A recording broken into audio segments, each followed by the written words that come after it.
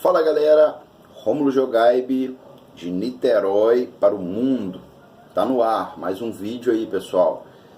Meus amigos, fazendo esse vídeo aqui para primeiro agradecer o canal, tá crescendo muito. Tenho muito a agradecer a todos vocês que curtem, compartilham, enviam para os seus familiares, para os seus conhecidos os assuntos que aqui são abordados. E primeiro quero agradecer a todos vocês. O canal está completando aí aproximadamente 14 mil inscritos e é de muita satisfação ver esse crescimento que me faz acreditar que eu estou no caminho certo. Dando uma carburada aqui para ativar o raciocínio. Hoje eu vou falar aqui sobre testosterona subcutânea, para variar, mas respondendo aí alguns pedidos de algumas pessoas que pegam raciocínios de outros profissionais que criticam o uso da testosterona subcutânea, que falam que é ilegal, que é arriscado. E obviamente, eu como praticante disto em mim e nos meus pacientes, faço isso com segurança, com tranquilidade de que não estou fazendo nada de ilegal ou de arriscado. E vim hoje aqui adereçar essas pessoas que vieram aí pedir alguns esclarecimentos, ouvindo outros profissionais que pensam de outras formas. Então, o vídeo é sobre isso, testosterona subcutânea, certo ou errado?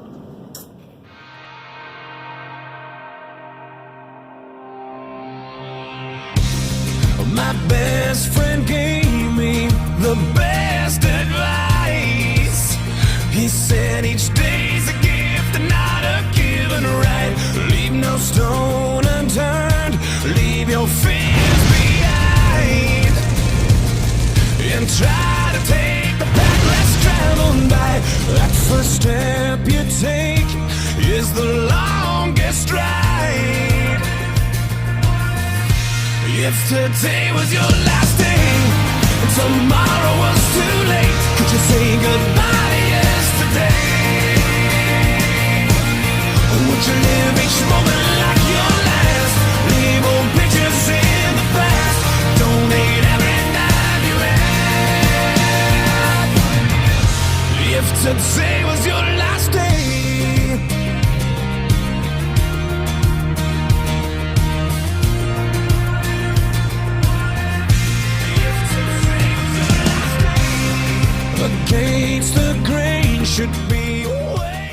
então vamos lá pessoal, direto ao ponto. Certo ou errado usar testosterona? Em primeiro lugar, trata-se de um assunto cheio de tabus, cheio de pormenores, porque existiu por um grande tempo um mito de que a testosterona poderia causar ou acelerar o crescimento de um câncer de próstata. E somado a isso, a má fama que ela tem devido ao uso dos fisiculturistas, e eu já de antemão deixo claro aqui para vocês, já fiz uso suprafisiológico, hoje eu vivo em TRT e às vezes faço uso em doses ligeiramente suprafisiológicas também, tá? Que fique bem claro, não tem nenhum hipócrita aqui. Mas a gente sabe que o uso suprafisiológico não é sinônimo de saúde. E devido a isso, ela já tem uma má fama. Porém, existem pessoas que querem simplesmente cuidar da sua saúde, querem ter qualidade de vida e têm baixos níveis de testosterona e ou sintomas de baixos níveis de testosterona. E o que eles precisam fazer? Eles precisam repor essa testosterona. E já tem algum tempo que um médico americano, o Dr. John Chrysler, ele iniciou por conta própria o uso da testosterona cipionato por conta própria pela via subcutânea, pelo conforto das aplicações, e ele foi avaliando isso laboratorialmente e viu que a testosterona se comportava tão bem ou melhor que a testosterona intramuscular.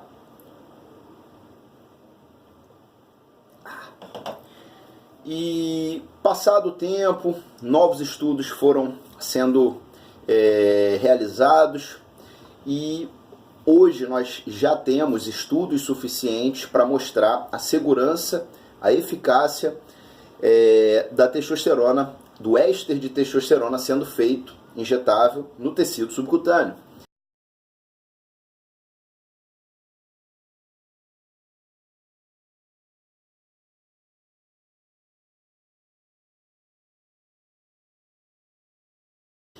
Tanto que nos Estados Unidos nós temos uma medicação chamada Xiosted. Se fala Xiosted, se escreve Xiosted, que remete aí o XY ao cariótipo XY, e o STED vem da palavra estável, que é a proposta de fornecer níveis de testosterona mais estáveis na corrente sanguínea. Portanto, lá tem essa medicação e ela nada mais é do que um enantato de testosterona num dispositivo chamado de autoinjetor QuickShot, para ser aplicado facilmente pelas pessoas na sua pele, na sua gordura subcutânea. E nós aqui no Brasil somos de terceiro mundo, mas não temos ainda esse dispositivo. E esse dispositivo foi patenteado, custa bem caro. Hoje lá nos Estados Unidos eles têm esse dispositivo, essa medicação, só que é bem cara. E aqui no Brasil nós somos de terceiro mundo, ok, mas não precisamos ter mentalidade de terceiro mundo, né? Com acesso à informação que nós temos, nós podemos tranquilamente adaptar essa substância chamada deposteron, cipionato de testosterona, numa seringa e agulha de insulina para fazer corretamente essa aplicação. E foi assim que o Dr. John Chrysler popularizou isso, e eu, grande aprendiz aí do seu conhecimento divulgado, popularizei isso aqui no Brasil. E hoje a gente tem certos profissionais muito caxias, vamos dizer assim, seguidores de regras, que falam que não deve ser feito o deposteron subcutâneo, porque se der qualquer cagada, se der qualquer problema, você não tem respaldo nenhum. E isso me dói amargamente, porque eu vejo que esse profissional é aquele tipo de pessoa que pratica um negócio chamado medicina defensiva, que é aquela medicina que, infelizmente, observa o seu paciente como um futuro potencial inimigo judicial. Isso é muito ruim. Hoje a gente tem muito isso. O médico tem medo do seu paciente, porque hoje o conhecimento está divulgado, ele está aberto ao público, e as pessoas, né, com acesso à internet, elas com as suas doenças, jogam na internet, buscam informações, e esses grupos acabam se encontrando e conversando. E, portanto, o paciente hoje questiona mais o seu diagnóstico, o seu tratamento, e eu acho isso muito válido, e acho que o médico moderno ele tem que se adaptar a esse tipo de coisa, e não simplesmente como era antigamente o detentor do conhecimento, encaixotado, inquestionável. E, obviamente, tudo na vida tem o lado bom e o lado ruim, isso tem os prós, isso tem os contras, e hoje esse médico que tem esse pensamento de paciente como um potencial inimigo judicial, ele segue meramente o que está no papel, encaixotado, e acabou. Porque, se der qualquer cagada na injeção, na aplicação, você não vai ter respaldo. Alto lá, meu amigo, claro que você vai ter respaldo. Tem artigos científicos dando respaldo. Tá? Tem artigos com o cipionato de testosterona, eu vou exemplificar aqui.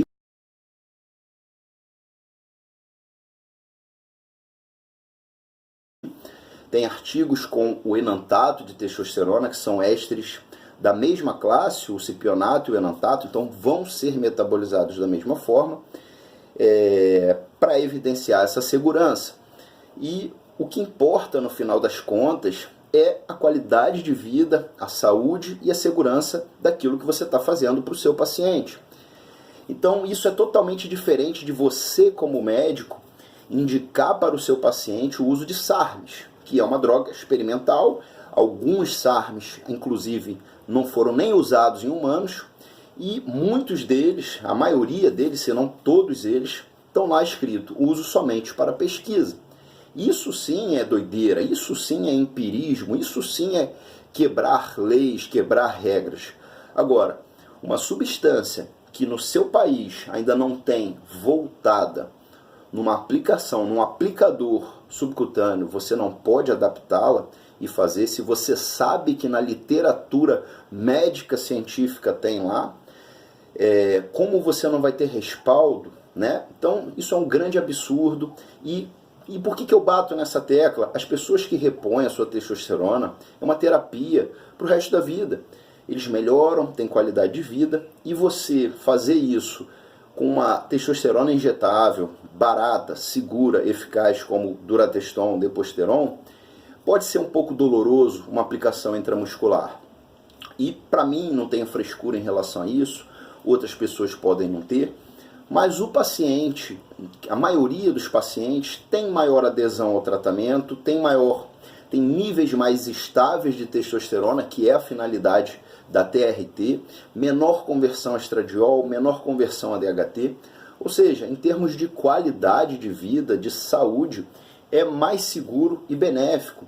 Então nós não podemos sair por aí criticando, dizendo que é algo fora da lei, que é algo ilegal. Nós médicos temos autonomia para decidirmos o que é melhor para o nosso paciente, juntamente com ele, obviamente, né? Então, as coisas têm que ser explicadas, né? Você chegar para o seu paciente, explicar para ele que tem que ser feita uma adaptação, que necessita de uma asepsia apropriada, para ele não se contaminar, né? Isso tudo é importante, isso tudo é avaliado numa consulta. Não é à toa que a consulta não é rápida, é uma consulta demorada.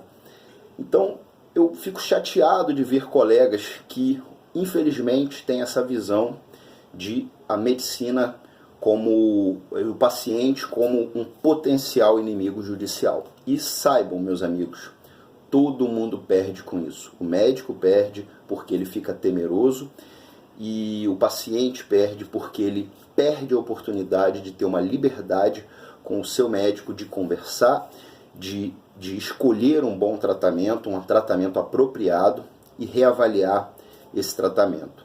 Então, meus amigos, essa é a minha opinião. Eu acho que vocês que estão assistindo e que me pediram o meu parecer em relação a essas pessoas que criticam a testosterona subcutânea, né? Falaram aí que não pode guardar na geladeira. Realmente, não é para guardar na geladeira. Geladeira tem bactérias. Agora, extrapolar, falar que geladeira tem bichos voando, fazer piada, né? E assim, insulina e GH você guarda onde? Você guarda na geladeira, né? Então, querer fazer piada com as coisas, né? Com coisas sérias, né? Mas é lógico, não deve ser guardado em geladeira. Nunca preconizei isso. Testosterona também não é nada de muquirana guardar parte da sua aplicação na sua seringa e você aplicar. A testosterona, quando você quebra uma ampola, você não simplesmente teve contato com o ar e contaminou ela. Não é assim que funciona, né? Parece que as pessoas não frequentaram uma faculdade de medicina, não frequentaram hospitais onde as enfermeiras preparam medicações, medicações que vão ser administradas nos seus pacientes, nas enfermarias, são preparadas em seringas e posteriormente são aplicados. Então, enfim, existe muita crítica sobre isso, é lógico, né? Eu não tenho a cabeça fechada como algumas pessoas, né? Onde essas pessoas, hoje não está legalizado, como nós somos de país de terceiro mundo, daqui a pouco vai estar legalizado, daqui a 5 anos, daqui a 10 anos, vai vir para cá com preço altíssimo, e aí sim nós vamos poder prescrever. Eu tenho que esperar 5, 10 anos, se eu já tenho o conhecimento, se eu tenho acesso ao conhecimento, basta fazer uma adaptação numa aplicação, numa agulha, numa seringa apropriada, né? E essas pessoas criticam, acham que é um absurdo não ter androgel, de androgel não ser liberado com receita, que só deve ser liberado com receita. Androgel é inofensivo, androgel não serve para nada. E absurdo é você ficar quase um ano, sem Deposteron, sem Durateston. As pessoas que usam essa medicação, que precisam dessa medicação, ficam totalmente à mercê e acabam migrando para o uso de androgel, que vende sem receita, porque o cara fica desesperado. Enfim, e não é a mesma coisa. Quem já usou sabe. Eu tenho diversos pacientes que vieram do uso dessas porcarias, precisando fazer uso de uma reposição adequada de testosterona. Tá certo, meus amigos? É esse meu parecer, é esse meu posicionamento. Não vou ficar tretando com ninguém, cada um com seu cada um. Eu tenho o meu cada um, a minha opinião e não abro mão. Tá certo, pessoal? Um abraço a todos, curtam, compartilhem, se inscrevam no canal e até a próxima.